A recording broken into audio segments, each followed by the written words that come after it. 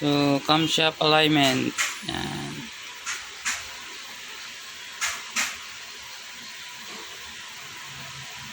So, yung alignment sa camshaft, yun ang pinaka-importante. Kasi pag hindi masyado na-align, nagkakaroon problema pagdating sa shim. Kasi pag-clearance mo sa kabila, G's, pag nalipat mo sa kabila, 20. Kaya dun minsan nagkakaroon ng ingay yung cams. Kaya ngayon ginagawa natin, dinadial natin kabilaan bago tayo mag-asa para pantay na pantay, para maglilis yung ingay.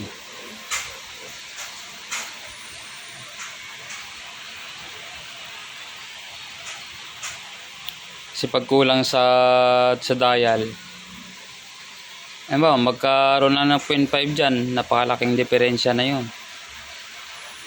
Kaya hindi na pantay talaga yung shim nun, kaya nagkakaroon ng ingay yung regrind.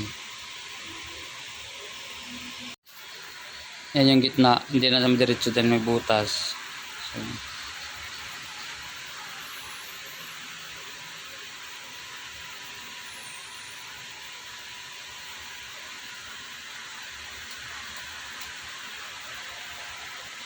yun, shoot na sa butas.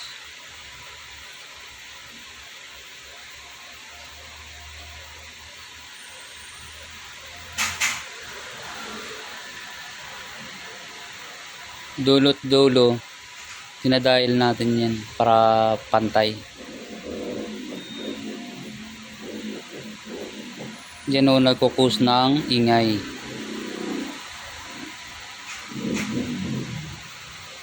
Yan. Yan ang pinaka-importante, alignment.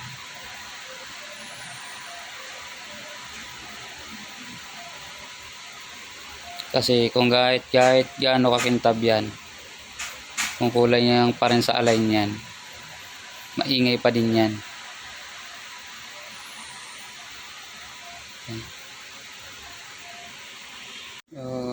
Ito, regrind na rin to. Bali, ang mangyayari dito, maingay kasi to. Ngayon, i-repair ko. Kasi dati, hindi naman ako gumagamit ng dial. Basta lang pagkakasalpak, tira ka agad, grind ka agad. Kaya ano nangyayari dyan? Halos ito yung tumatama. Yan. Halos ito yung tumatama. Ngayon, nung denial na natin, yung itong kabila, ganun din yan. Halos ito rin tumatama ang kabilang side. Ito, hindi. Ngayon, nung denial na natin, yun, ang unang tinatamaan, ito. Yan ang unang tinatamaan din. Kasi yan lang din ang tumatama sa shim cap eh. So, kaya ni-repair natin ngayon kasi dati hindi naman ako nagda-dial. Pagkalagay dito, hasa kagad. Ngayon, dinadial na natin, ganyan na yung nangyari. So kung anong tumatama sa shim cap, ganon din ang tinatamaan ng bala ngayon. Ayan, side na to. So i-repair natin yan para mawala yung ingay. Ito na siya mga idol. Ito yung ni-repair natin na regrind din. So ito i-repair din natin to. Regrind na to. Bali ako rin may gawa nito dati. Kaya lang dati hindi ako nagda-dial. Kaya ngayon ginagawa natin upgrade. Yan, dinadial natin ngayon. So ayan na. Tapos baka sunod ma-upgrade na naman ulit ako ng bala para mas lalong gumanda. So ito yung kabila, ganun din. Ayan o. Ito rin ang tinatamaan o. Ayan. Kasi itong side na to, yung kabilang side nito, ito lang din yung tumatama dun sa shim cap.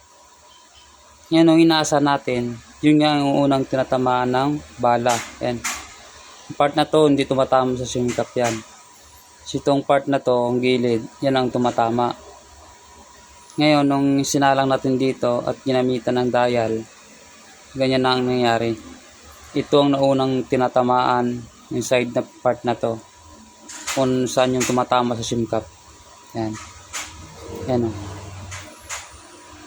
Idol. So, natapos na.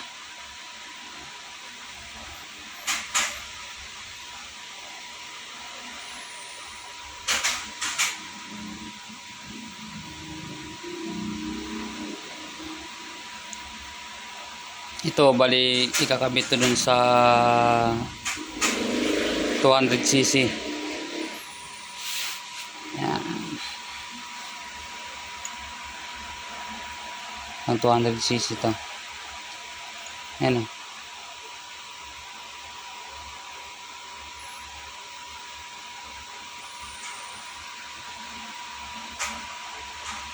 So, ito na mga idol, yung cams na ni-repair.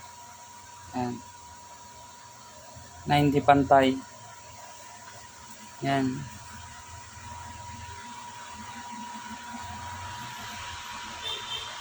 Sa mga gusto naman magpagawa, kung mayroon naman kayong sariling profile, pwede naman natin gawin yan.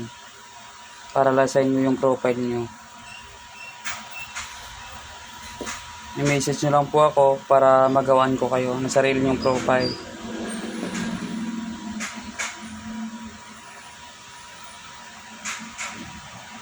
Nakadial yan. Kaya siguradong pantay talaga yan. 8.0, 7.7.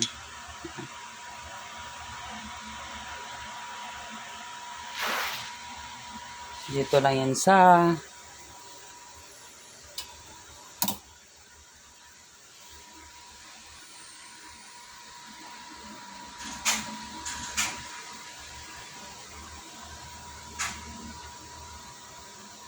so yung automatic na repair ko.